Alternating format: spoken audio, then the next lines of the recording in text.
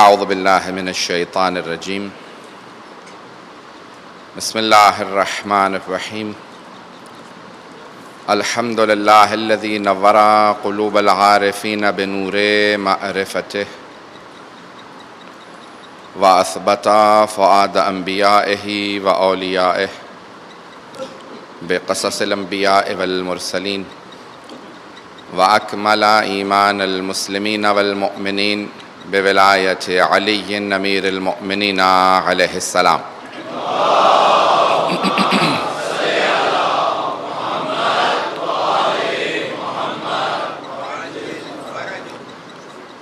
والصلاة والسلام والتحیۃ والاکرام علی افضل الموجودات العبد المؤید والرسول المسدد المصطفى الامجد المحمود الاحمد اعنی ابا القاسم محمد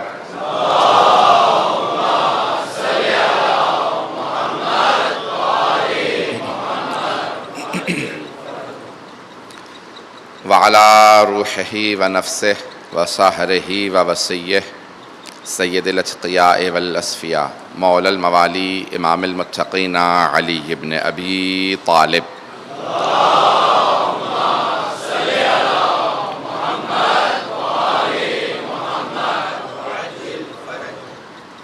وعلى اوصیائه لا سیما بقیۃ اللہ فی الارضین روحی و ارواح العالمین لتراب مقدمہ الفدا واللعنۃ الدائمۃ علی اعدائہم اجمعین من الآن الى قیام یوم الدین. اما بعد فقد قال اللہ الحکیم فی کتابہ الکریم بسم اللہ الرحمن الرحیم ان ھذا القرآن یہدی للتی ہی اقوم ویبشر المؤمنین الذین یعملون الصالحات ان لهم اجرا کبیرا. صدق اللہ العلی العظیم. صلوات.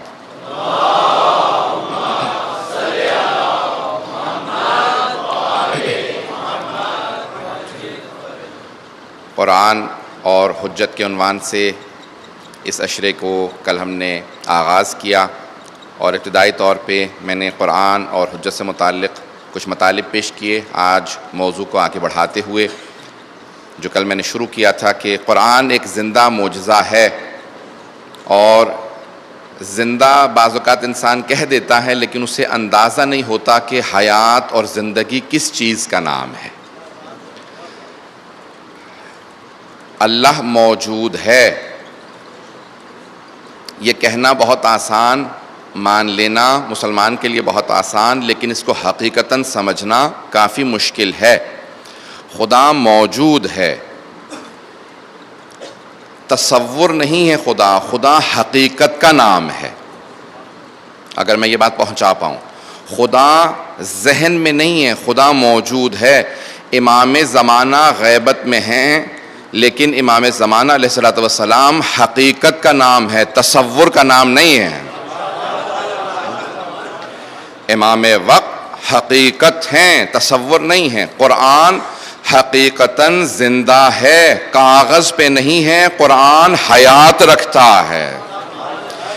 یہ جو کاغذ پہ موجود ہے یہی قرآن حیات رکھتا ہے. صرف کاغذ اور سیاہی نہ سمجھیں، یہ قرآن زندگی رکھتا ہے. میرے اور آپ کے اعمال پہ گواہ ہے، شاہد ہے، حیات رکھتا ہے. اگر ہمیں یہ سمجھ آ جائے، اسی بات کو پہنچا پاؤں کہ قرآن زندہ ہے اور زندہ معجزہ. آج مجھے صرف اعجاز سے متعلق کچھ باتیں پیش کرنی ہیں کہ قرآن نے جو چیلنج پیش کیا اس زمانے میں وہ کیا ہے، اور کل میں اسی موضوع کو تھوڑا سا اور گسترش دوں گا. اگر کل ہو سکا تو جس وجود مقدس پہ قرآن نازل ہوا ہے اس حبیب خدا سے متعلق کچھ مطالب پیش کروں گا، اور کوشش کروں گا کہ وہ پہلو پیش کروں تاکہ ثابت ہو کہ حبیب خدا ہی پہ قرآن نازل کیوں ہوا، ان کی کون سی ایسی خصوصیات اور فضائل ہیں جو آج تک ہمارے لیے واضح ہی نہیں ہو سکیں کہ اللہ نے ان کو کیوں انتخاب کیا اس قرآن کے نزول کے لیے.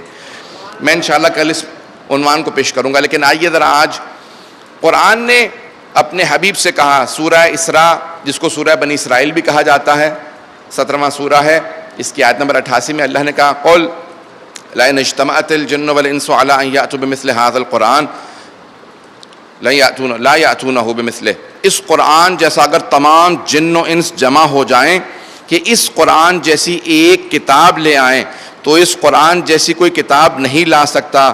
وَلَوْ كَانَ بَعْضُهُمْ لِبَعْضٍ ظَهِيرًا، اگر چاہیں تو سارے انسان اور جن ایک دوسرے کی مدد کریں تب بھی قرآن جیسی کوئی کتاب نہیں لا سکتا. یہ اللہ نے کھلا ہوا چیلنج دیا اس وقت میں جب کوئی بھی رسول خدا کو رسول ماننے کے لیے تیار نہیں تھا، لیکن اللہ نے یہ چیلنج دے دیا، تحدید کی. سب کی توجہ ہے میرے ساتھ؟ تو اللہ نے سب سے ابتدا کے اندر سورہ بنی اسرائیل میں کہا کہ اس قرآن جیسی ایک کتاب لے آؤ. اس قرآن کے اندر 114 سورے ہیں، 114 سورے ہیں، فاتحہ سے لے کے والناس تک 114 سورے ہیں. اللہ نے قرآن میں رکھے بھی تو اور 1 اور 14 کو رکھا ہے. تو اللہ نے 114 سورے رکھے ہیں، 114 سورے ہیں قرآن کریم کے اندر. اللہ نے نظام بہت ہی پیارا رکھا ہے، فاتحہ سے لے کے والناس تک. اب آئیے ذرا، پہلے اللہ نے کہا کہ اس پورے قرآن جیسی ایک کتاب لے آؤ. چاہے تمام جن و انس جمع ہو جائیں اس قرآن کا مقابلہ نہیں کر سکتے، کیونکہ یہ اللہ کی طرف سے نازل ہوا ہے. اللہ نے اس کو پھر آسان کر دیا اور کہا کہ نہیں. سورہ ہود کے اندر آیات کو دیکھیے، سورہ ہود 11واں سورہ ہے اور 16-17 آیات کو اگر آگے بڑھیں گے تو وہاں پہ آیات کے اندر اللہ فرماتا ہے کہ قل، اے میرے حبیب کہہ دیجئے. لفظ قل قرآن میں 132 مرتبہ آیا ہے، اور جب بھی قل اللہ کہتا ہے تو مخاطب خود رسول خدا ہیں، کیونکہ ان پہ قرآن نازل ہو رہا ہے. اے میرے حبیب کہہ دیجئے ان تمام لوگوں سے کہ فَأْتُوا بِعَشْرِ سُوَرٍ مِثْلِهِ، اگر چاہو تو قرآن کے برابر پوری کتاب نہیں، صرف اس کے سورتوں جیسے صرف 10 سورے بنا کے لے آؤ. مفتریات، اگر گھڑ سکتے ہو، اپنے پاس سے بنا سکتے ہو تو پورا قرآن نہیں، صرف 10 سورے بنا لو قرآن کے سوروں جیسے. بعض سورے بہت مختصر ہیں، چھوٹے سورے. اللہ نے سورہ بقرہ کے اندر ایک اور آیت نازل کی ہے، اس کے اندر اور آسان بنا دیا کہ ان کنتم فی ریب، اگر تم شک میں ہو جو کچھ ہم نے اپنے حبیب محمد مصطفیٰ صلی اللہ علیہ وآلہ وسلم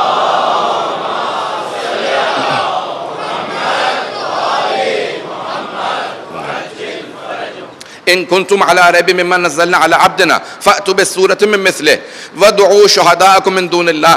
اللہ کہتا ہے قرآن کے اندر کہ اگر تم شک کرتے ہو ان تمام چیزوں پہ جو ہم نے اپنے حبیب پہ نازل کی ہیں تو اس قرآن کے سوروں جیسا صرف ایک سورہ بنا کے لے آؤ. 114 نہیں، 114 میں سے کسی ایک سورہ کے مقابلے میں ایک اور سورہ بنا کے لے آؤ.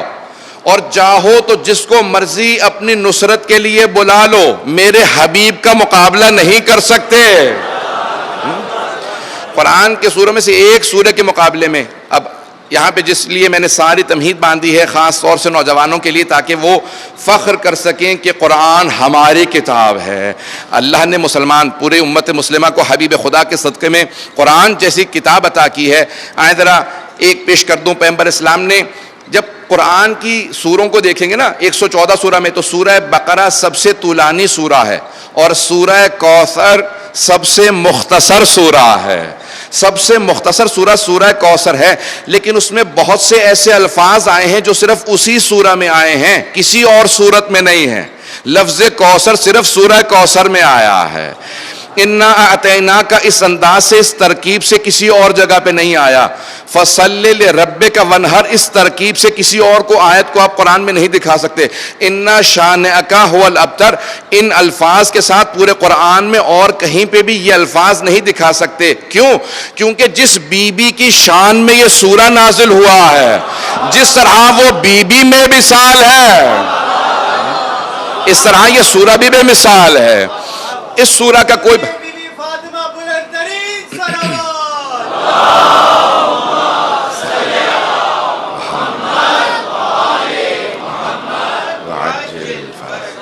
سب کی توجہ میرے ساتھ رہے. اب اللہ نے بہت آسان کر دیا کہ پورے قرآن کے برابر کتاب لے کے آؤ گے تمہارے لیے ممکن نہیں. میں نے تو 10 سورے بھی کہہ دیے تھے، اللہ خود کہے گا آؤ صرف ایک سورہ قرآن کے سوروں جیسا بنا لاؤ. قرآن میں 114 سورے ہیں نا، تو ایک سورہ بنا لاؤ.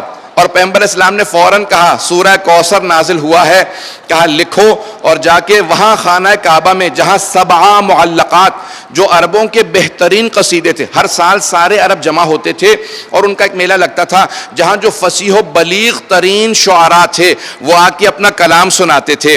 اب تک نسلاً بعد نسلاً 7 ایسے کلام تھے جن سے بہتر کسی نے کلام نہیں کہا تھا، تو ان 7 شعراء کے کلام کو خانہ کعبہ میں لٹکا رکھا تھا کہ انہیں کہا جاتا تھا 7 معلقات، 7 بہترین کلام جنہیں خانہ کعبہ میں لٹکایا گیا ہے۔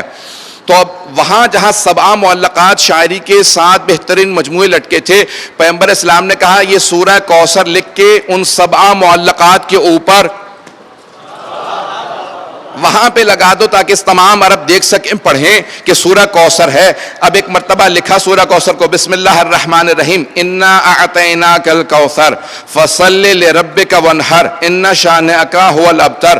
بہت سب سے مختصر سورہ لکھا اور خانہ کعبہ کے دیوار پہ لٹکا دیا گیا۔ اب تمام شعراء سے، تمام ادباء سے، تمام فصحاء سے، تمام بلغاء سے، جتنے بڑے بڑے عرب تھے، سب کو قرآن کی طرف سے رسول خدا نے چیلنج دے دیا کہ اللہ نے مجھے بھیجا ہے، میری حقانیت کی دلیل یہ سورہ کوثر ہے، میری حقانیت کی دلیل یہ سورہ کوثر ہے۔ جس طرح قرآن میں سب سے مختصر سورہ کو میں نے وہاں لگا دیا، اسی طرح سے جو مجھے ابتر کہنے والے ہیں اللہ اس سورہ میں بتا رہا ہے اللہ نے مجھے کوثر دنیا میں عطا کر دیا ہے۔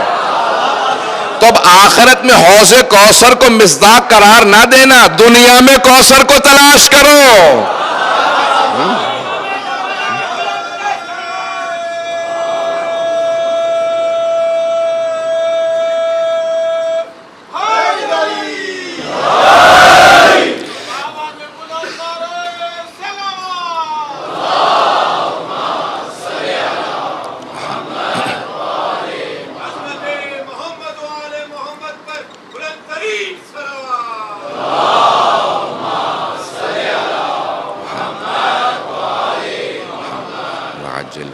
آپ کی محبتوں کی نظر اس جملے کو کر رہا ہوں، قرآن میں جہاں جہاں آخرت سے متعلق ہے تو اللہ نے کہا وَلَسَوْفَ يُعْطِيكَ رَبُّكَ فَتَرْضَىٰ، اللہ ہمیشہ کہتا ہے کہ اللہ عطا کرے گا، اتنا عطا کرے گا، اتنا عطا کرے گا کہ اے حبیب اللہ تب تک عطا کرتا رہے گا جب تک کہ آپ راضی نہ ہو جائیں۔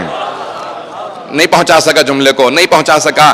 اللہ رسول خدا سے کہہ رہا ہے کہ ساری دنیا کے تمام لوگ مجھے راضی کرنے کی کوشش کرتے ہیں، سب چاہتے ہیں رضی اللہ عنہ بن جائیں۔ اے میرے حبیب میں چاہتا ہوں کہ سب مجھ سے راضی ہونے کی کوشش کرتے ہیں، میں آپ کو اتنا دوں کہ آپ مجھ سے راضی رہیں۔ یہ امت میں اور حبیب خدا میں فرق ہے۔ وَلَسَوْفَ يُعْطِيكَ رَبُّكَ فَتَرْضَىٰ، اللہ آپ کو اتنا عطا کرے گا کہ آپ راضی ہو جائیں۔ کہا کہ میں تبھی پروردگارہ ہمیشہ تجھ سے راضی ہوں۔ جب چھٹے امام سے پوچھا اللہ کیا عطا کرے گا کہ حبیب راضی ہوں گے، کہ حق شفاعت اتنا وسیع ہوگا رسول خدا کا کہ اللہ کہے گا جس کی چاہیں شفاعت کیجئے، جب تک آپ شفاعت سے راضی نہ ہو میں حق شفاعت کھلا رکھوں گا۔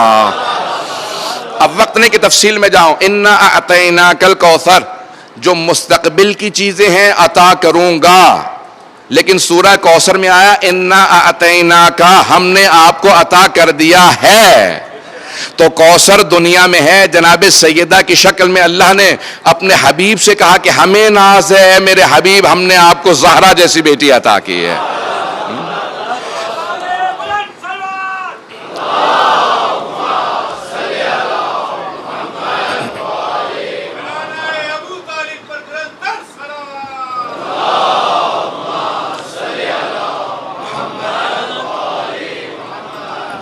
سب کی توجہ میرے ساتھ رہے۔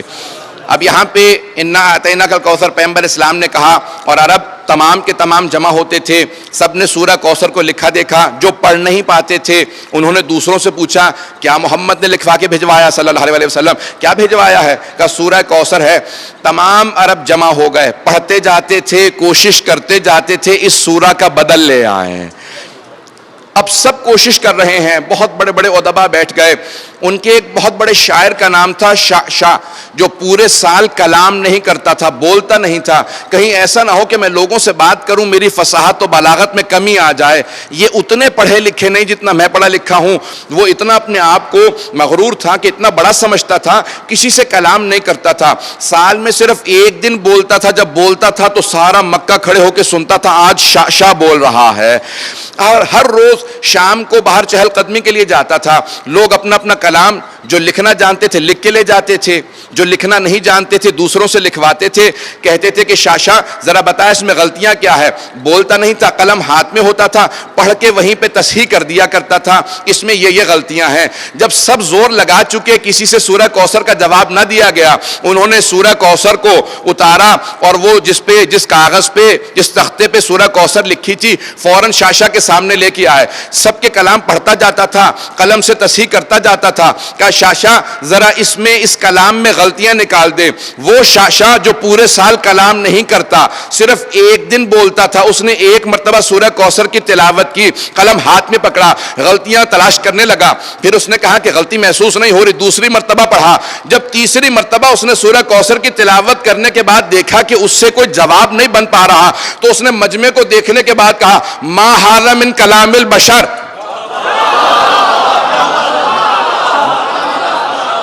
جو پورے سال کلام نہیں کرتا تھا بولنے پہ مجبور ہو گیا، یہ بشر کا کلام نہیں، کوئی ما فوق البشر ہے۔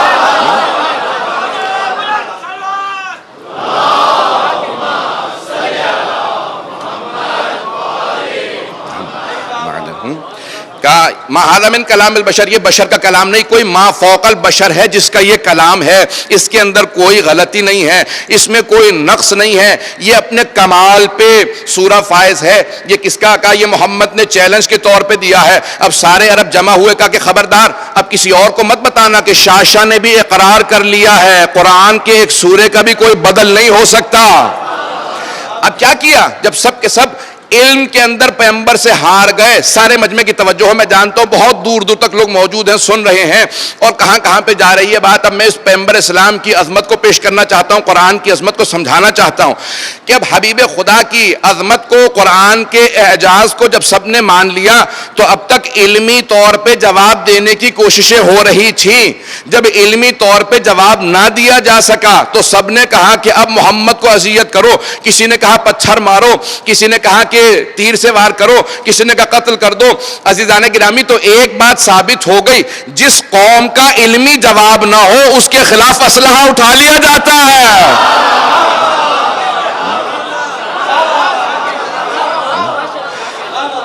جہاں جہاں پہ علم سے جواب نہ دیا جا سکتا ہو تو کہا جاتا ہے کہ ان کو مار دیا جائے۔ اب سب کے سب عرب جمع ہو گئے، مشرکین نے کہا فیصلہ کر لو کہ محمد کو مار دیتے ہیں، ان کے علم کا جواب ہمارے پاس نہیں ہے، ان کے قرآن کا جواب ہمارے پاس نہیں ہے، ان کی عظمت کا جواب، ان کے معجزے کا جواب ہمارے پاس نہیں۔ عزیزان گرامی، یہ قرآن ہے جس کا جواب آج تک کوئی نہیں لا سکا۔ بہت بڑے بڑے لوگوں نے کوششیں کی ہیں، اس زمانے میں بھی سورے لکھے گئے، لیکن آج تک قرآن کے ہم وزن کوئی ایک سورہ نہ لا سکا، ایک سورہ کے برابر۔ یہ قرآن زندہ معجزہ ہے۔ عزیزان گرامی، اس قرآن کو سمجھنے کے لیے، سمجھانے کے لیے رسول خدا کی زبان کی ضرورت ہے، امیر المؤمنین کی وراثت کی ضرورت ہے، باب مدینۃ العلم کی ضرورت ہے۔ یہ ہستیاں سمجھا سکتی ہیں۔ موضوع قرآن اور حجت ہے۔ اگر آئیے تھوڑا سا حجت سے متعلق تفصیل دے دوں تاکہ مجمع متصل رہے کہ عزیزان گرامی، حجت کے لفظی معنی دلیل کے ہیں، ثبوت کے ہیں۔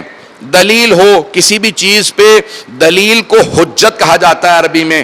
اور ہم قرآن اور حجت کہہ رہے ہیں تو یہاں حجت سے مراد حجت اللہ ہے، جو اللہ کے وجود پہ دلیل ہو۔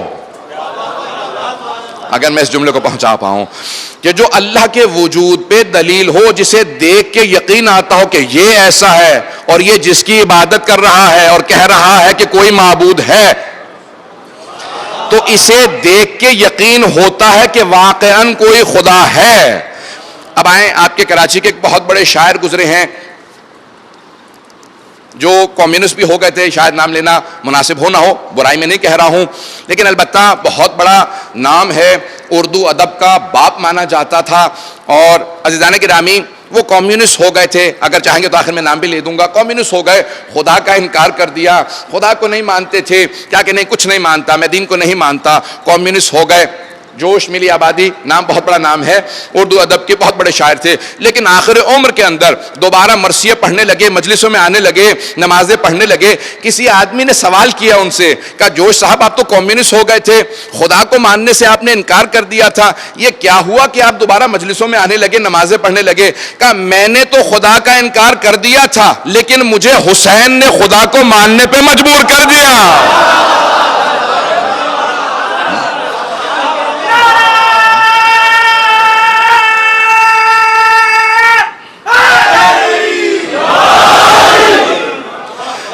میں کمیونسٹ ہو گیا تھا، میں منکر خدا ہو گیا تھا، لیکن مجھے حسین نے خدا کو ماننے پہ مجبور کر دیا۔ کہ امام حسین نے کیسے مجبور کر دیا؟ حسین تو 61 ہجری میں شہید ہو گئے۔ کہ بس یہی تو ہے، میں جب بھی خدا کا انکار کرتا تھا مجھے بار بار عصر عاشور میں ایک سجدہ نظر آتا تھا۔ اتنے ظلم کے بعد جب کوئی خدا کو سجدہ کرے تو حسین جیسی عظمت بتا رہی ہے کوئی خدا ہے۔ کہ میں ماننے پہ مجبور ہوا کہ خدا ہے۔ عزیزان گرامی، یہ حجت خدا ہے، دلیل ہے وجود خدا پہ۔ تو آئیے جس طرح قرآن دلیل ہے، اب میں بات کو آگے بڑھانا چاہتا ہوں اور وقت کے اندر بات کو مجھے مکمل بھی کرنا ہے، کوشش کروں گا کہ ہر مجلس کے اندر ایک نقطے کو پہنچا پاؤں۔ چند نکات میں پیش کر چکا ہوں، آئیں ذرا پیش کرتا ہوں۔ حجت یعنی دلیل، حجت اللہ، اور یہ لفظ بہت زیادہ استعمال ہوا ہے ہمارے ہاں احادیث کے اندر۔ پیغمبر اسلام کی مشہور و معروف حدیث ہے، تمام شیعہ سنی کتابوں کے اندر آئی ہے، مستند حدیث ہے کہ لولا الحجہ لصاخت الارض باہلہا، اگر زمین پہ حجت خدا نہ ہوتے تو اللہ سبحانہ وتعالی اس زمین خود پھٹ جاتی، تباہ ہو جاتی، برباد ہو جاتی۔ اگر زمین باقی ہے تو کوئی حجت خدا زمین پہ ہے جس کے صدقے میں زمین باقی ہے۔ اب یہ لفظ حجت ہے۔ آئیں عزیزان گرامی، ہمارا عقیدہ یہ ہے کہ اللہ نے جتنے انبیاء، مرسلین، ائمہ بھیجے ہیں وہ سب مرد ہیں، لیکن نبوت و امامت کے لیے مرد ہونا شرط ہے، عصمت کے لیے، ولایت کے لیے اور حجت ہونے کے لیے مرد ہونا شرط نہیں ہے۔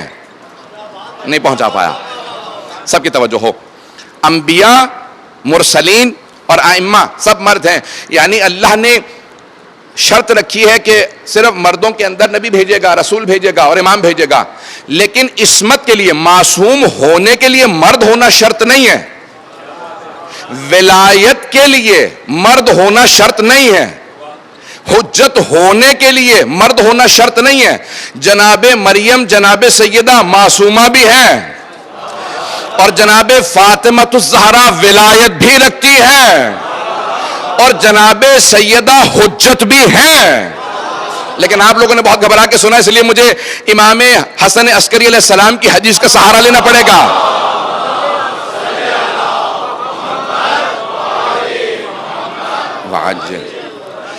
عصمت سب مانتے ہیں، ہم 14 معصومین کے ماننے والے ہیں، جناب سیدہ معصومہ ہیں، ولایت رکھتی ہیں اور حجت بھی ہیں۔ ایک صرف حدیث پیش کر رہا ہوں، اگر کہیں گے تو اور تفصیل دوں گا، نہیں تو آگے بڑھ جاؤں گا۔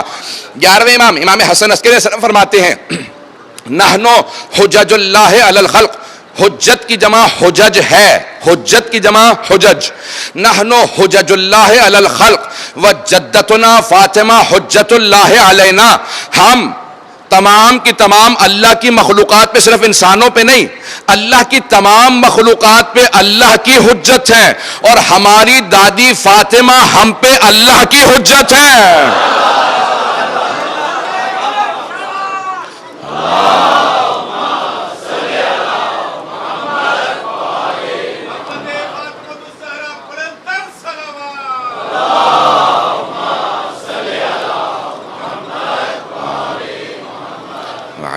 عزیزان گرامی، جناب فاطمہ الزہرا سلام اللہ علیہا ولایت بھی رکھتی ہیں اور حجت بھی ہیں، اور ولایت عصمت کے لیے، حجت ہونے کے لیے نبی اور امام ہونا شرط نہیں ہے۔ جناب سیدہ کی عظمت سے متعلق بہت زیادہ احادیث ہیں، لیکن اب میں تفصیل میں نہیں جاؤں گا، صرف ایک حدیث ہے جناب ختمی مرتبت صلی اللہ علیہ وآلہ وسلم کی۔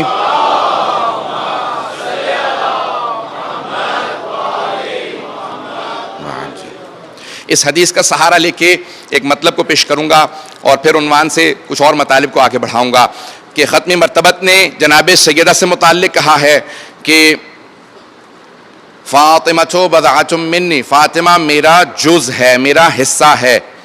ان اللہ یغضب لغضبها ویرضی لرضا، خداوند متعال فاطمہ کے راضی ہونے سے راضی ہوتا ہے اور غضبناک ہونے سے غضبناک ہو جاتا ہے. یہ حبیب خدا کی حدیث بہت مستند حدیث ہے.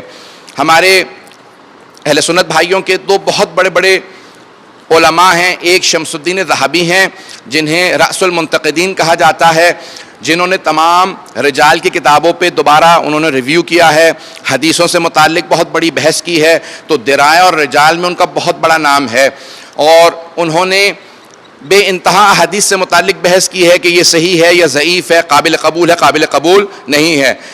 امام شمس الدین ذہبی نے بھی اس حدیث کو مستند قرار دیا ہے، صحیح قرار دیا ہے اور فرماتے ہیں کہ حبیب خدا نے فرمایا ہے کہ خدا فاطمہ کے راضی ہونے سے راضی ہوتا ہے اور جناب سیدہ ہی کے ناراض ہونے سے خدا ناراض ہوتا ہے. دوسرا نام ہے امام فخر الدین رازی کا، جو مفسر ہیں. قرآن کے 30 جلدوں میں انہوں نے تفسیر قرآن لکھی ہے. بات واضح ہو رہی ہے سب لوگوں کے لیے؟ مفسر قرآن ہے اور ان کو امام المشککین کہا جاتا ہے. انہوں نے بے انتہا بحث کی ہے کلام کی روح سے اور بہت بڑے مفسر ہیں. انہوں نے بھی اس حدیث کو قبول کیا ہے. اب یہ دو بہت بڑے نام ہیں جن کو میں نے شاہد کے طور پہ پیش کیا ہے کہ یہ دونوں مانتے ہیں کہ حبیب خدا نے فرمایا کہ فاطمہ میرا جز ہے، اللہ فاطمہ کے راضی ہونے سے راضی ہوتا ہے، ان کے غضبناک ہونے سے غضبناک ہوتا ہے. جب سب نے مان لیا تو میں سب سے سوال کروں گا کہ آیا جب آپ لکھ رہے تھے کہ حبیب خدا نے فرمایا ہے کہ اللہ راضی ہوتا ہے اس سے جس سے فاطمہ راضی ہو جائے اور اللہ ناراض ہوتا ہے اس سے جس سے فاطمہ ناراض ہو جائے، تو سمجھ میں آ رہا تھا لکھ کیا رہے ہیں؟ سارے لوگ کوشش یہ کرتے ہیں کہ اللہ راضی ہو جائے، یعنی ہم سب لوگ رضی اللہ عنہ بن جائیں. انبیاء کا درجہ بہت بلند درجہ ہے، وہ اللہ کی رضا میں راضی رہنے کی کوشش کرتے ہیں. اگر میں پہنچا پاؤں، وہ یہ کوشش نہیں کرتے کہ اللہ کو راضی کریں، وہ جانتے ہیں اللہ راضی ہے تبھی اس نے ہمیں نبی بنایا ہے. وہ یہ کوشش کرتے ہیں جس جس چیز میں اللہ راضی ہے میں اس میں راضی رہوں. اگر اللہ اولاد دے کے راضی ہے تو میں اس بات پہ راضی رہوں، اور اگر اللہ اولاد نہ دے کے راضی تو میں اس بات پہ راضی رہوں کہ اگر تو نہیں دیتا تو میں اس پہ راضی ہوں، کبھی شکوہ نہ کروں.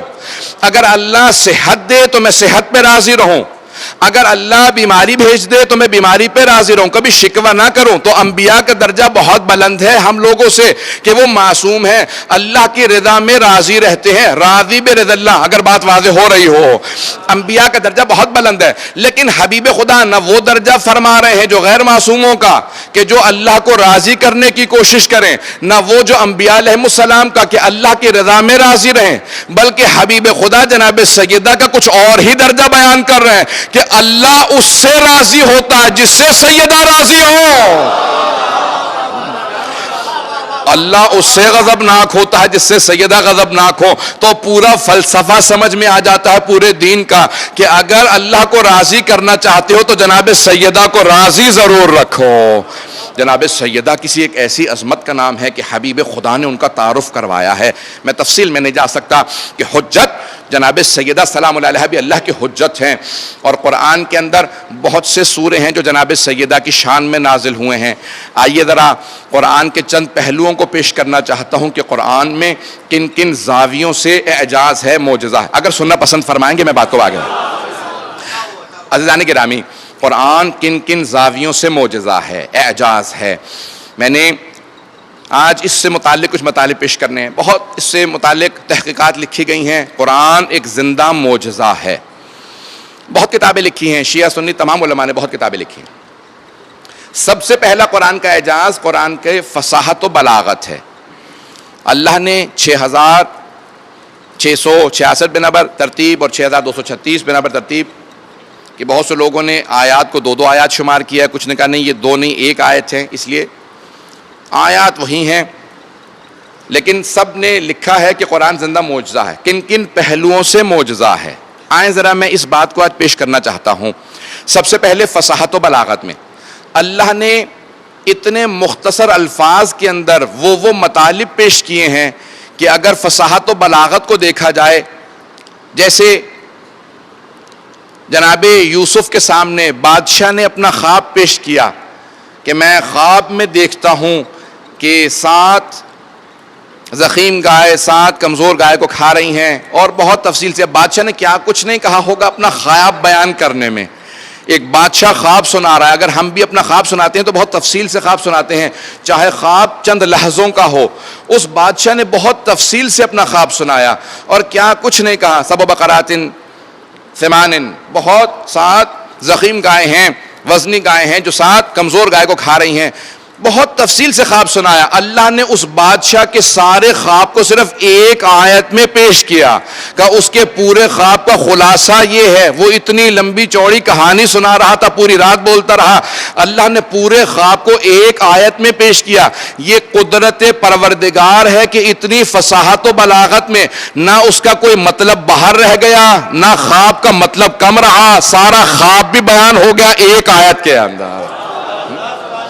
یہ اللہ کا معجزہ ہے کہ اس نے ایک آیت کے اندر اس پورے خواب کو جو وہ پوری رات سناتا رہا ایک آیت میں پیش کیا. وَلَكُمْ فِي الْقِصَاصِ حَيَاتٌ يَا أُولِي الْأَلْبَابِ، اے عقل والو، اللہ نے قصاص میں تمہارے لیے حیات رکھی ہے. علماء آج تک اس پہ بحث کرتے ہیں کہ جتنے قانون دان ہیں، جتنے دنیا میں قانون بنائیں، تو وہ صرف اس آیت کو دیکھ لیں، وَلَكُمْ فِي الْقِصَاصِ وَلَكُمْ فِي الْقِصَاصِ حَيَات، بس اتنی سی آیت، یا اولی الالباب کو بھی اگر چھوڑ دیں، وَلَكُمْ فِي الْقِصَاصِ حَيَات، اللہ نے قصاص میں حیات رکھی ہے. جتنے قوانین بنائے جائیں گے قصاص سے متعلق، آنے والی نسلیں ہمیشہ کہتی رہیں گی، ہمیشہ دنیا میں جرم ہوں گے، اگر تصادف ہو جائے، ایکسیڈنٹ ہو جائے، کچھ حادثہ ہو جائے، قتل ہو جائے، جتنے جرائم ہیں کرمنل کوڈ کے اندر جہاں پہ قانون بنیں گے، جتنے قانون بنائے جائیں گے، معصوم فرماتے ہیں یہ آیت کا اتنا سا ٹکڑا ہے جس کو ذہن میں رکھ کے سارے قانون بنائے جائیں گے کہ انسان کی حیات کی خاطر اللہ نے قصاص کو رکھا ہے. اگر اس میں بات کو پہنچا پاتا ہے، کاش کہ قانون بنیں گے تو اتنی سی ایک آیت کے جز سے. میں چند ایک علمی بحثیں کروں گا، شاید خشک ہو لیکن سب کی توجہ میرے ساتھ رہے، خصوصاً نوجوانوں کے لیے. آئیں، یہ تو قانون سے متعلق ہے، میں نے 3-4 مختلف پہلوؤں کو لیا ہے، اگر سب کی توجہ رہے گی تو تینوں چاروں پہلوؤں کو پیش کروں گا. ایک میڈیکل کے عنوان سے بھی مسئلے کو پیش کر دیتا ہوں، کچھ اور بھی مسائل ہیں علمی جو قرآن کے اندر آئے ہیں. خبر غیبی اپنی جگہ پہ، آئیں ذرا ایک اور پہلو کو پیش کرتا ہوں. اللہ سبحانہ و تعالیٰ نے قرآن کے اندر کہا زید سے متعلق، جو حبیب خدا نے بے انتہا بیٹے بیٹیاں لپالک رسول خدا نے لے کے پال رکھے تھے، تو اب وہ کہنے لگے یا ابتے، بابا جان. تو اللہ نے قرآن میں آیت نازل کی کہ کسی کو حق نہیں ہے کہ میرے حبیب کو باپ کہے، اور سب میرے حبیب کو احترام سے پکاریں، یا رسول اللہ کہہ کے پکاریں. آیت نازل ہوئی اور سب یا رسول اللہ کہنے لگے. جناب امیر شروع سے یا رسول اللہ کہا کرتے تھے، بہت زیادہ تعظیم دے کے پیغمبر سے بات کرتے تھے تاکہ دوسرے جناب امیر سے سیکھیں پیغمبر کو تعظیم کیسے دی جاتی ہے. جیسے ہی آیت نازل ہوئی تو آج جناب سیدہ کا بھی مزاج بدلا سا تھا. دروازہ کھولا، حبیب خدا ہر روز جناب سیدہ کے پاس جایا کرتے تھے. جیسے ہی اپنی بیٹی سے ملنے کے لیے آئے تو جناب سیدہ نے فوراً جب سلام کیا تو کہا یا رسول اللہ. تو جناب حبیب خدا نے کہا سیدہ آپ کا کچھ مزاج بدلا سا ہے. کہا بابا جان آپ ہی نے تو بتایا نا کہ قرآن میں آیت نازل ہو گئی ہے کہ اب سب کو رسول خدا سے احترام سے بات کرنی ہے، یا رسول اللہ کہنا ہے. تو کہا اے میری لخت جگر، یہ آیت سب کے لیے ہے، آپ کے لیے نہیں ہے. پتہ نہیں توجہ ہے یا نہیں ہے، سب کے لیے ہے، آپ کے لیے نہیں ہے. اگر اور بھی بیٹیاں ہوتی وہ بھی فوراً کہتی بابا جان ہمارے لیے کیوں نہیں ہے، صرف سیدہ کے لیے کیوں ہے.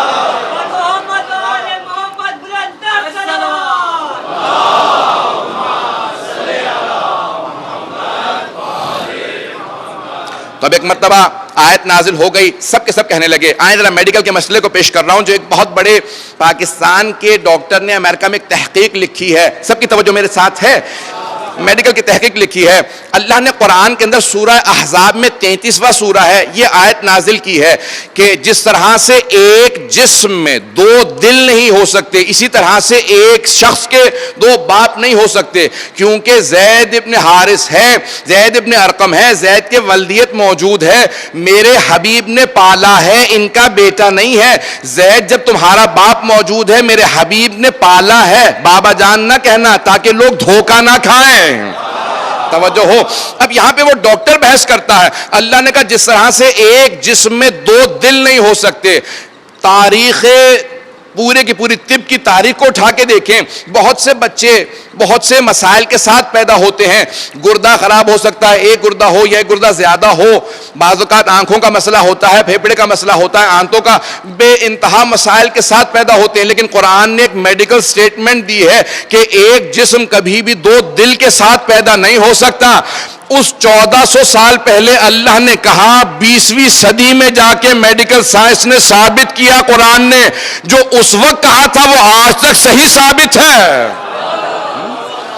یہ قرآن کا ایک میڈیکل کا مسئلہ تھا جس کو اللہ سبحانہ وتعالی نے پیش کیا کہ قرآن کی کتنی باریکیاں, ہر زاویے سے جب کوئی محقق, کوئی دانشور, کوئی عالم جب قرآن کو آ کے پڑھے گا تو اسے اپنے علم سے متعلق وہ معلومات ملیں گی جو کسی اور کتاب میں موجود نہیں ہوں گی. صلوات پڑھیں محمد وعلی محمد پہ.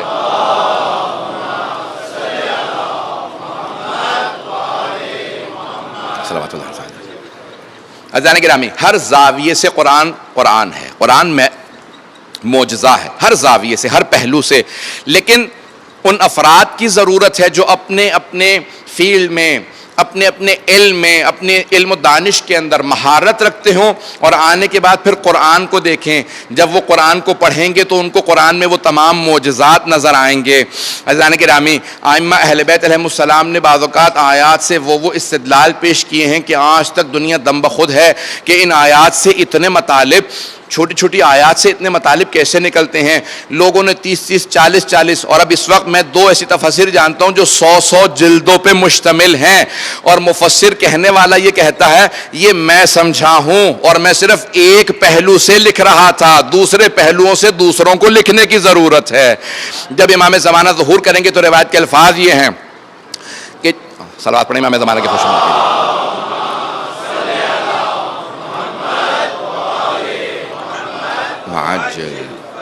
کہ جتنے بھی پہلوؤں کو اجاگر کیا گیا ہوگا, جتنا علم دنیا میں پہنچا ہوگا, وہ صرف 2 عدد ہوگا, اور جب صاحب الزمان ظہور کریں گے تو 27 عدد تک علم چلا جائے گا, کیونکہ پھر امام آ کے تفسیر کے وہ پہلو پیش کریں گے جو اور کوئی نہیں جانتا ہوگا. اب علماء ایک پوری بحث کرتے ہیں, امام حجت خدا ہیں, رسول خدا نے, امیر المؤمنین نے, دوسرے ائمہ نے وہ پہلو کیوں نہیں پیش کیے جو امام زمانہ آ کے پیش کریں گے. سن رہے ہیں اس مطلب کو غور سے سب لوگ؟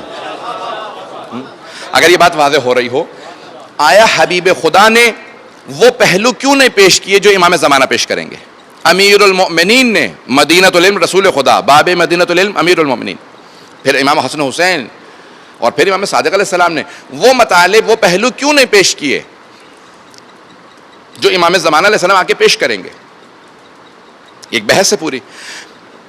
جب ایک بہت بڑے مرجع سے میرے سامنے سوال کیا, ترجمہ میں اس کا پیش کر رہا تھا اس وقت, تو ان سے سوال کیا گیا کہ آقا ایسا کون سی اللہ نے خصوصیات صاحب الزمان میں دی ہیں جو پیغمبر اسلام میں اور امیر المؤمنین میں نہیں تھی؟ امام مہدی علیہ السلام میں خصوصیات ایسی ہیں جو ان میں نہیں تھی کہ وہ علوم پیش کریں گے جو کسی نے پیش نہیں کیے, ان کی سب اطاعت کریں گے, گزشتہ لوگوں کی اطاعت نہیں کی.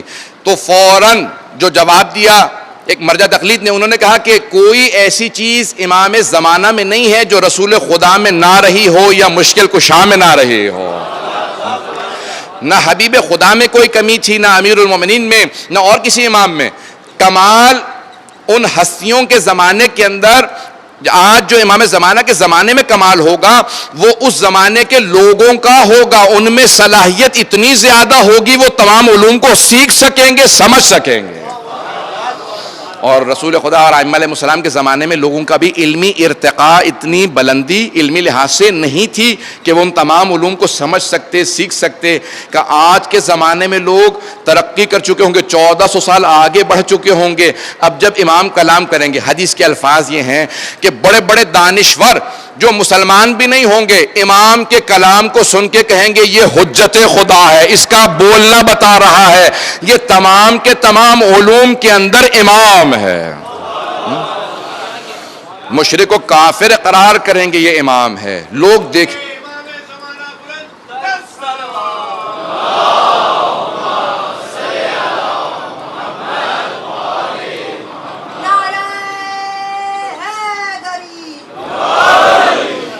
میں بس 5 سے 7 منٹ زحمت دوں گا، اس کے بعد پھر مسائل پہ آ جاؤں گا کہ اللہ کا یہ قرآن آج تک معجزہ ہے۔ چند پہلوؤں کو دوبارہ پیش کرنا چاہتا ہوں۔ قرآن خود سے فرماتا ہے ذالک الکتاب لا ریب فیہ، اس قرآن کے اندر کوئی ریب، کوئی شک نہیں ہے۔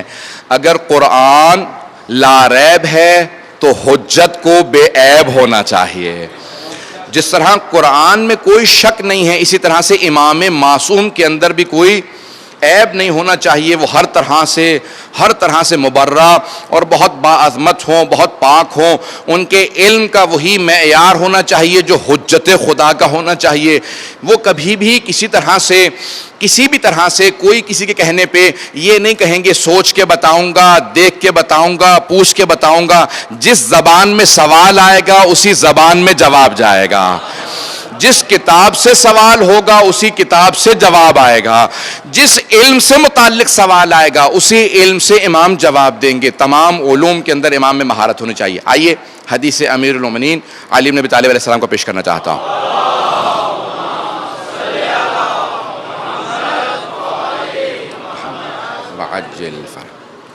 معصوم فرماتے ہیں کہ جتنے علوم اس دنیا کے اندر موجود ہیں اللہ نے ان سب علوم کا مرکز، منبع اور ماخذ قرآن کریم کو قرار دیا ہے۔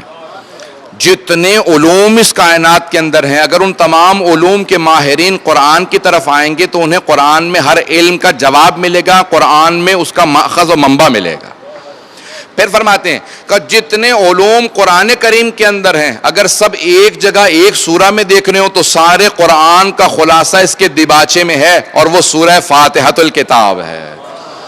حدیث مکمل ذہن میں آ گئی ہوگی سب لوگوں کے کہ حضرت عبداللہ ابن عباس راوی ہیں، پوری رات سنتے رہے جناب امیر سے بائے بسم اللہ کی تفسیر، اور جب صبح ہوئی تو کہا مولا آپ تو با سے آگے ہی نہیں بڑھے، میں نے سورہ فاتحہ کی تفسیر کو پوچھا تھا، یہ پوری رات 10 گھنٹے آپ نے جو تفسیر بیان کی ہے صرف بائے بسم اللہ کی تفسیر ہے، تو آپ نے یہی فرمایا جو کچھ قرآن میں ہے وہ فاتحۃ الکتاب میں ہے، جو کچھ فاتحۃ الکتاب میں ہے وہ اس کی بسم اللہ الرحمن الرحیم میں ہے، اور جو کچھ بسم اللہ الرحمن الرحیم میں ہے وہ اس کی با میں ہے، اور جو کچھ با میں ہے وہ اس با کے نیچے جو نقطہ ہے وہ اس میں موجود ہے، اور جو کچھ اس بائے بسم اللہ کے نقطے میں ہے وَأَنَا الَّتِي تَحْتَ الْبَاء أَنَا النُّقْطَةُ الَّتِي تَحْتَ الْبَاء، وہ بائے بسم اللہ کے نیچے جو نقطہ ہے وہ مجھ علی ابن ابی طالب کی ذات ہے۔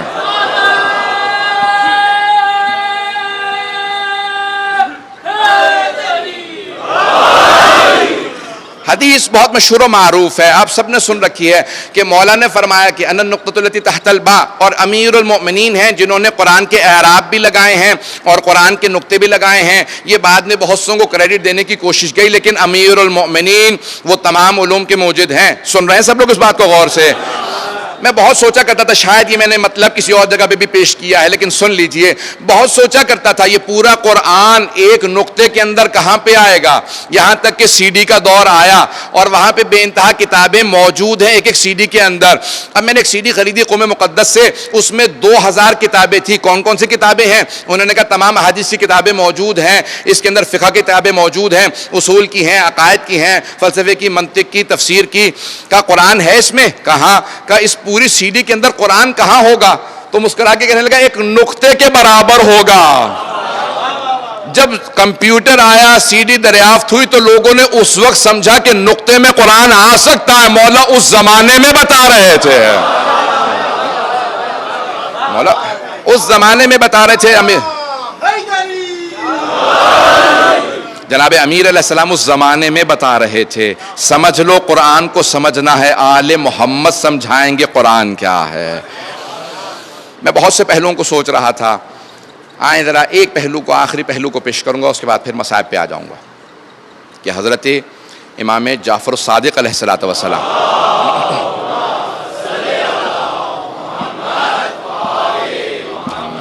وعجل فرج، آپ کا جب دور ہے تو تمام کے تمام جو علماء اسلام ہیں، فقہاء ہیں، جتنے امام ہیں، وہ سب صادق آل محمد علیہ السلام کے شاگرد ہیں. 4000 شاگرد تھے صادق آل محمد کے. یہ مکتب کے شاگرد نہیں تھے، یعنی یہ ایک ابتدائی مکتب نہیں تھا، الف با نہیں سکھا رہے تھے. چھٹے امام علیہ السلام اپنے اپنے جو فیلڈ میں سب سے ماہر اور قابل لوگ تھے وہ امام سے آ کے مہارت کے بعد سیکھتے تھے اگلے مراحل کیا ہے، اگلے مراحل کیا ہے. میرے بھی ایک دوست ہیں جو پاکستانی ہیں لیکن برطانیہ میں پیدا ہوئے، وہیں پلے بڑھے، اور برطانیہ میں ان کو ایوارڈ ملا ہے کہ سب سے زیادہ ایم اے ان کے پاس ہیں پورے برطانیہ میں. 10 ایم اے کیے ہیں مختلف علوم میں. انہوں نے کتاب لکھی ہے حضرت جابر بن حیان پہ، جو شاگرد ہیں امام صادق علیہ السلام کے، اور انہوں نے اپنی کتاب میں ثابت کیا کہ موجودہ کیمسٹری جو اس وقت یورپ امریکہ میں پڑھائی جاتی تھی، پھر وہاں سے یہاں آئی، وہ یونان سے آئی تھی، اور یونان میں جابر بن حیان سے آئی تھی، اور جابر نے صادق آل محمد سے کیمسٹری سیکھی تھی.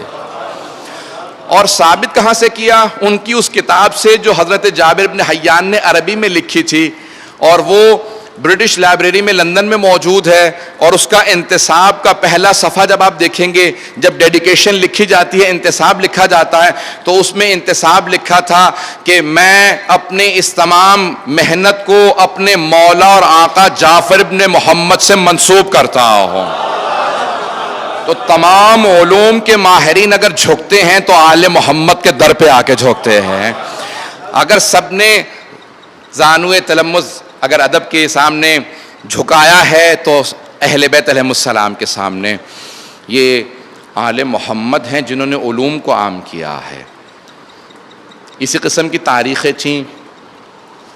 راوی کہتا ہے کہ میں سفر سے پہنچا مدینے اور امام کے دروازے پہ دستک دی. لوگ جمع تھے، دیکھا سب زمین پہ بیٹھے ہیں. جب میں گھر کے اندر گیا تو دیکھا خود صادق آل محمد زمین پہ بیٹھے ہیں، سیاہ لباس پہن رکھا ہے اور بے انتہا غم میں ہیں. امام کی آنکھیں سرخ ہیں. میں نے فوراً سوال کیا، مولا کیا بات ہے؟ اتنا غمگین زندگی میں آپ کو کبھی نہیں دیکھا. کوئی وفات تو نہیں ہو گئی گھر کے اندر؟ کوئی کون سی ایسی مصیبت آ گئی مولا؟ تو امام نے فوراً پلٹ کے کہا کہ تمہیں نہیں معلوم آج عاشورے کا دن ہے، آج عاشورے کا دن ہے. تو وہ تڑپنے لگا کہ مولا عاشورہ یعنی سید الشہداء کی شہادت. پابندیاں تھیں نا، بنو امیہ کا دور، پھر بنی عباس کا دور، عاشورہ بتایا نہیں جاتا تھا. کہ مولا سید الشہداء کی شہادت ہے؟ مولا نے کہا ہاں. تو ایک مرتبہ تڑپنے لگا کہ مولا میں نے آپ کے جد حسین کی شان میں کچھ اشعار کہے ہیں. آپ لوگ مرثیہ کہتے ہیں نا، جیسے مرثیے میں بند ہوتے ہیں اور مرثیے کے اندر باقاعدہ مصائب لکھے جاتے ہیں. تو انہوں نے اظہار کیا کہ میں نے بھی کچھ جناب سید الشہداء کے مصائب لکھے ہیں عربی شاعری کی شکل میں. تو امام نے کہا اچھا ذرا تم وہ شاعری، وہ مرثیہ سناؤ. آپ کی زبان میں آسان کر کے کہہ رہا ہوں، وہ مرثیہ سناؤ تاکہ میں اپنے جو دل کی بھڑاس ہے اپنے آنسوؤں کے ذریعے ظاہر کر سکوں. ایک مرتبہ وہ شروع کرنا چاہتا تھا. امام نے کہا ذرا رک جاؤ، ابھی نہ شروع کرنا. امام نے فوراً ایک خادم سے کہا ذرا پردہ کھینچ دو. کہا مولا پردہ لگا دوں؟ کہا ہاں یہاں پہ پردہ لگا دو. پھر امام نے آواز خادمہ کو دی، کہا ذرا میری ماں سے کہنا کہ آ جائیں، مجلس ہونے والی ہے. حضرت امام صادق کی والدہ کا نام حضرت ام فروا ہے. تو کہا ذرا میری والدہ سے کہہ دو میرے جد حسین کی مجلس ہونے والی ہے، وہ بھی آ کے مجلس سن لیں. پھر امام نے خادمہ سے کہا میری بہنوں سے بھی کہہ دینا. پھر امام نے کہا ذرا میری بیٹیوں کو بھی بتا دو میرے جد حسین کی مجلس ہونے والی ہے. بھئی آپ پہ پابندی نہیں ہے، کوئی تعزیانے نہیں مارے گا. ائمہ کو بڑی حسرت تھی ہماری پھوپھیوں کو مارا نہ جاتا، ہماری پھوپھیوں کو تعزیانے نہ مارتے رونے پہ، جو رو رہی تھی انہیں رونے دیتے. اجرکم اللہ. بس بھی ایک مرتبہ امام نے کہا ذرا میری والدہ کو آ لینے دو. وہ راوی امام کی ماں والدہ کے خاندان سے تھا, حضرت ام فروا کے خاندان سے تھا. وہ حضرت ام فروا کو جانتا تھا کہ ان کے خاندان سے تھیں. ایک مرتبہ اس نے اشعار شروع کیے. جب مرثیہ پڑھنے لگا نا تو امام بلند آواز سے رونے لگے. جب امام کی آواز بلند ہوئی نا تو مدینے کے لوگ دروازے پہ جمع ہونے لگے. ارے جعفر الصادق کے رونے کی آواز آ رہی ہے. سارا مدینہ امام کے دروازے پہ جمع ہونے لگا. اچانک راوی کہتا کہ میرے کانوں میں امام کی والدہ کی آواز آنے لگی. میں نے محسوس کیا امام کی والدہ سے برداشت نہیں ہو رہا, بہت زیادہ تڑپ رہی ہیں, چیخیں مار مار کے رونے لگی. یہاں تک کہ آپ نے دیکھا مستورات بین کرنے لگتی ہیں. تو کہا ایک مرتبہ امام کی والدہ کے بین کی آواز ہائے زینب ام کلثوم. ایک مرتبہ تڑپنے لگی تو راوی کہتا میں نے فوراً پلٹ کے امام کی والدہ کو آواز دی, کہا اے ام فروا, اے بی بی, اگر آپ زیادہ روئیں گی نا تو آپ کا بیٹا جعفر الصادق آپ کے پاس آ جائے گا. بیٹا ہے نا, برداشت نہیں کرے گا میری ماں کیسے تڑپ رہی ہے. تو راوی نے کہا کہ اے حضرت ام فروا, اگر آپ زیادہ روئیں گی آپ کا بیٹا آپ کے پاس آئے گا, آپ کو سینے سے لگائے گا, آنسوؤں کو صاف کرے گا, آپ کو پانی پلا کے کہے گا مادر گرامی مت روئیے. لیکن پلٹ کے اس راوی نے کہا اے مادر امام صادق, آپ کو آپ کا بیٹا دلاسا دے گا, لیکن آپ کی پھپھیوں کو کوئی روکنے والا نہیں تھا.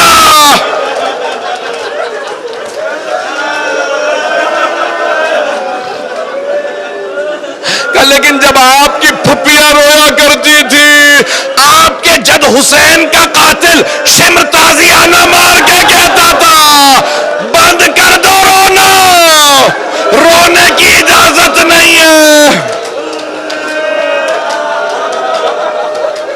اجرکم اللہ, اجرکم اللہ.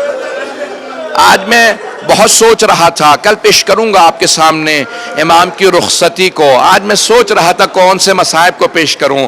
ذرا دو جملے سنیے گا. ہر امام نے جملے کہے ہیں نا امام حسین سے متعلق, سنیں گے. ساتویں امام کیا کہتے تھے, کہ جیسے محرم آتا تھا نا امام کے چہرے سے مسکراہٹ ختم ہو جاتی تھی. جیسے ہی عاشورہ آتا تھا اپنے امامے کو کھول دیتے تھے, صحن میں کھڑے ہو کے زیارت پڑھتے. تو آٹھویں امام کہتے ہیں میرے بابا عاشورے میں ایسے روتے تھے جیسے آج شہادت ہوئی ہے, آج شہادت ہوئی ہے. سنیں گے ایک اور جملے, آٹھویں امام کے جملے سن لیجئے. آٹھویں امام فرماتے ہیں اے میرے جد حسین, آپ کے مصائب نے ہماری آنکھوں کو زخمی کر دیا ہے. ہم جب روتے ہیں نا تو ہم سے روتے روتے آنکھیں زخمی ہو جاتی ہیں. میں ایک سوال کروں, میں نے کئی مرتبہ مصائب میں دیکھا ہے جب کوئی نوجوان یا کوئی بزرگ زیادہ روئے نا تو سب اسے سہارا دیتے ہیں. آپ نے کبھی نہیں دیکھا ہوگا کہ کسی کا باپ چلا جائے, دنیا سے باپ چلا جائے اور لوگ اس کے ہاتھوں میں زنجیریں باندھ دیں, پاؤں میں بیڑیاں باندھ دیں, گلے میں توق ڈال دیں. کبھی دنیا میں نہیں دیکھا ہوگا, کسی کے گلے میں توق نہیں ڈالا جاتا. میرے طرف دیکھیے گا, میں ایک جملے کو پیش کرنا چاہتا ہوں. میں معذرت کے ساتھ ایک جملے کو مومنین سے ایک جملہ پیش کرنا چاہتا ہوں. آپ نے کبھی آج تک دیکھا کہ کسی بیمار سے بستر چھین لیا جاتا ہو؟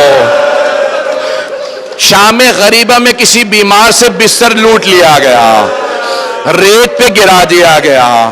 آئیں بھئی دو جملے پیش کروں گا آج. امام زمانہ کو تو ہر مجلس میں پرسہ پیش کریں, جناب سیدہ کو ہر مجلس میں پرسہ پیش کریں.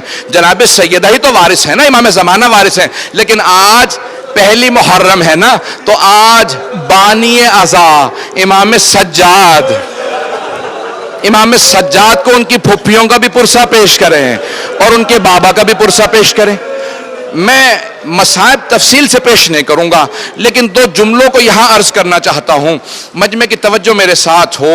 اگر اس جملے کو عرض کر پاؤں, سمجھا پاؤں, اگر اس کی نفسیات سمجھ میں آ جائے.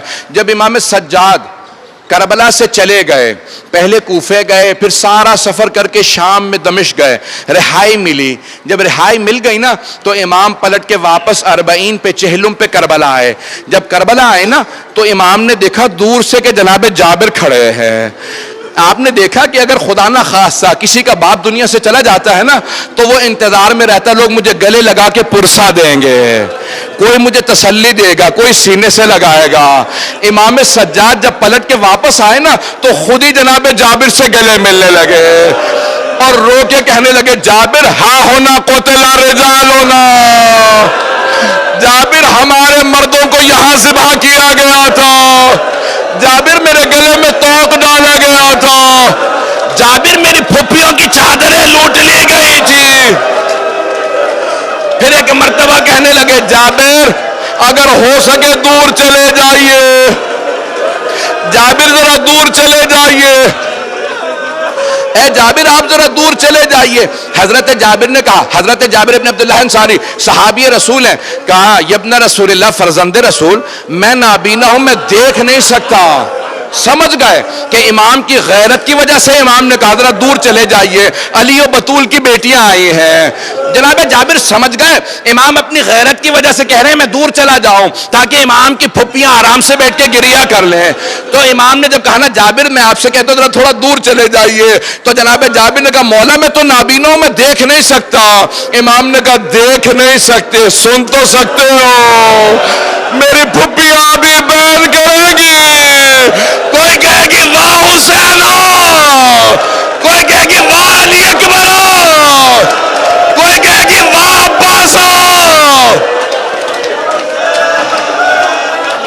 تمام کر دیے.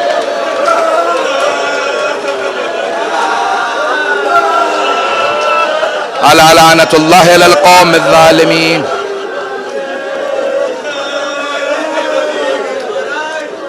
وَسَيَعْلَمُ الَّذِينَ ظَلَمُوا أَيَّ مُنْقَلِبٍ يَنْقَلِبُونَ. ہاتھوں کو بلند کریں گے. 2 سے 4 منٹ کی دعا پیش کروں گا. آپ سب لوگ جانتے ہیں میں ہمیشہ واسطہ دے کے دعا کیا کرتا ہوں, صرف ایک واسطہ پیش کروں گا. ہاتھوں کو بلند کیجئے گا, اپنی اپنی حاجات طلب کر لیجئے گا. کسی کی اگر پریشانی ہو نا تو آج رد نہیں ہوگی. آپ حسین کا واسطہ لائے ہیں, خدا حسین کا واسطہ کبھی رد نہیں کرتا. ہاتھوں کو بلند کریں گے. آئیں ذرا میری طرف دیکھیے گا, ہاتھوں کو بلند کر لیجئے. بہت سے لوگ برداشت نہیں کر پا رہے. شہادتوں کی تاریخوں میں کیا کریں گے آپ؟ پیش کروں آپ کے سامنے. جب چھٹے امام کے گھر کو منصور دوانقی نے آگ لگوا دی نا تو رات کا وقت تھا, گھر میں آگ لگی ہوئی تھی. امام فوراً گھر سے باہر نکلے. نہ جانے کیا دیکھا, امام ایک دیوار سے ٹیک لگا کے زمین پہ بیٹھ گئے اور بلند آواز سے رونے لگے. خادم گھر میں پانی ڈال رہے تھے آگ بجھانے کے لیے. ایک خادم نے پوچھا مولا کیا بات ہے, نہ آپ آگ بجھانے میں مدد کر رہے ہیں نہ آپ گھر سے باہر جاتے ہیں, ایک کونے میں بیٹھ کے مسلسل روتے چلے جا رہے ہیں, کیا بات ہے؟ مولا نے کہا کہ مجھے شام غریبہ یاد آ گئی, مجھے شام غریبہ یاد آ گئی ہے. اب تڑپنے لگے. خادم نے تڑپ کے سوال کیا, کہا مولا شام غریبہ کیوں یاد آ گئی آپ کو؟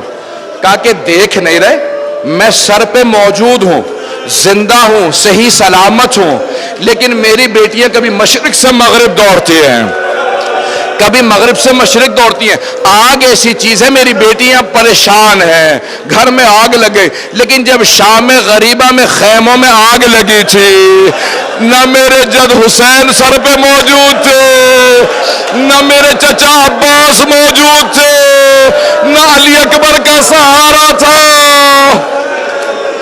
بس ایک سید سجاد تھے جو ایک کونے میں بیمار پڑے تھے.